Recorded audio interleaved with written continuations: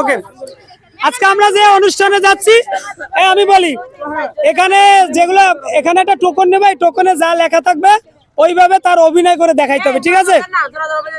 না না তুমি তুলো, আমার কাছে দাও। আমার কান্না করতে হবে মাথা ব্যথার জন্য।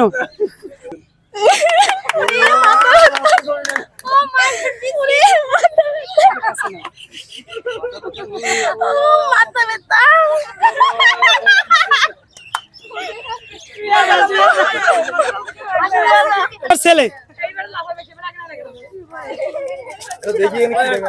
লেখাটা কম্পিউটার ক্যামেরায় দেখেন, লেখায় উঠছে যাইয়া আগামীকাল ঈদ, এর জন্য হাসতে হবে, মানে আগামীকাল যে আমাদের ঈদ ওই জন্য খুশিতে হাসতে হবে। এটা আমাদের আগামীকাল ঈদ।